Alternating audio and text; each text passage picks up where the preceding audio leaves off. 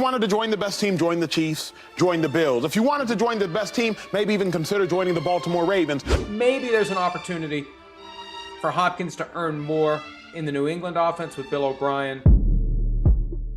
I'm actually surprised at how nobody is taking the Tennessee Titans seriously at all. They're going to be in the mix, and they have the all-around talent to make a surprise run if everything goes according to plan. And stay tuned, because I'm going to reveal how they just might be able to make it to the Super Bowl this season.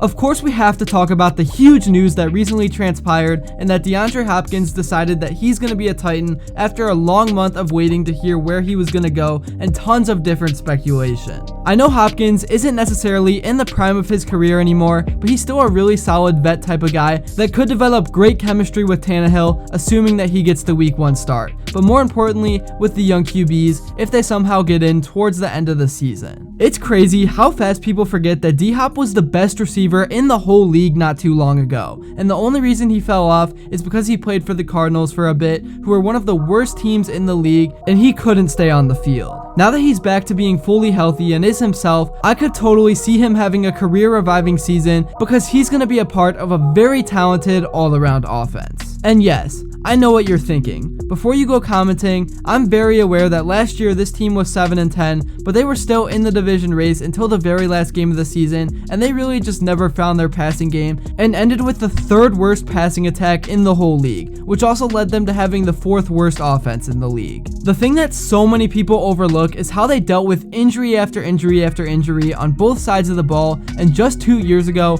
they won 12 games and were the 1st seed in the AFC. Now that this team is finally healthy again, I think that Ryan Tannehill can easily lead them to be at least a 10-win team, because King Henry is going to be back behind him leading the offense, and D-Hop and Treylon Burks and some of the other young players make up a pretty solid receiving core. Throughout NFL history, we've seen it time and time again in the business, where teams go from 12-4 to 4-12, just like that, and vice versa. More recently, we saw it from the Rams, who just won the Super Bowl and then had a big letdown the following season. And the thing I love so much about this Titans team is that you got Ryan Tannehill, who is a proven and experienced QB, and if for whatever reason he has a down year, you can put in one of the young QBs like Will Levis or Malik Willis and see what they can do. I've seen some ridiculous takes about this team saying that they're going to be rebuilding soon, and they're all just completely wrong and biased, because Tennessee literally started out last season 7-3 before everything went downhill, and the signing of D-Hop shows exactly what this team thinks of themselves. On the defensive side of the ball, this is the real area where injuries just hit this team hard. I really think that coming into this season, this is the most loaded defense the Titans have had in a while, and of course they have to stay healthy, but I really do expect them to be around top 10 in the league. If you look at this defense on paper as a casual fan, you won't recognize many of the names, and that's why this team has been slept on so much in terms of the national media. But the reality is that they've got some ballers who are gonna show out, and eventually the names are gonna be known.